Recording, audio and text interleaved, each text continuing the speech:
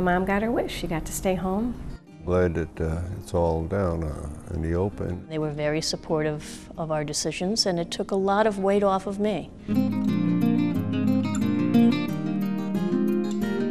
Sometimes treatment will prolong suffering rather than improve quality, and there does come a time where the treatment and the diagnostic testing has a negative effect on the patient, especially if you know what the final outcome is going to be.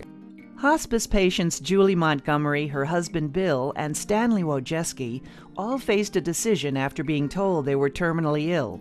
The option to go with hospice care appealed to them. I didn't have to keep going through treatments and being disappointed, keep going, running from doctor to doctor, having disappointments. I wanted to know, I wanted to get my life in order. I wanted to know that I had people there that were going to help me and keep me pain-free. If I was having an attack, CHF, and when I have my attacks, they're very painful, and I'd have to wait for an ambulance to come, and then you go lay in the ER. You're there for 6 to 8, 10 hours, 12 hours, and you're in a lot of pain until finally you can't take anymore, and they'll give you morphine. So I'm suffering all those times. Here, right away, they gave me morphine right away, the pain was gone.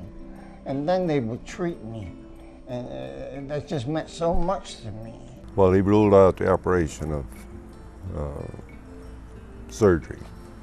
And then he said that radiation might be qualified for it. But when they found out it was 3 spots and 2 different types of cancer, they ruled that out, and they only gave me the chemo treatment. And it looked like, he says, you know, like it was once a week, then it was more and lengthier, and come back for these shots and this and that. And it sounded like to me I was going to be in like 3 or 4 trips a week to you know, for a shot, for a checkup. And for me, not for me. Thank you for calling Community Hospice. Catherine speaking. The biggest mistake people make is waiting far too long before involving hospice in caring for their loved one. We provide comfort care and emotional support.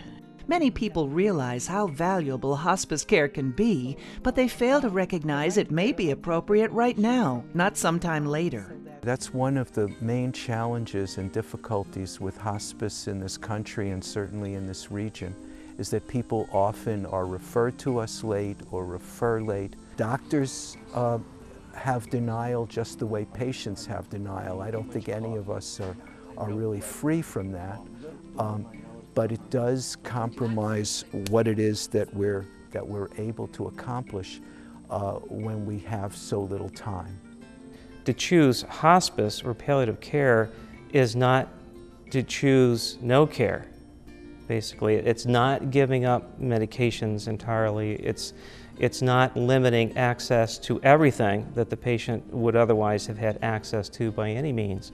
I think we're very good at helping patients delineate is what their goals are.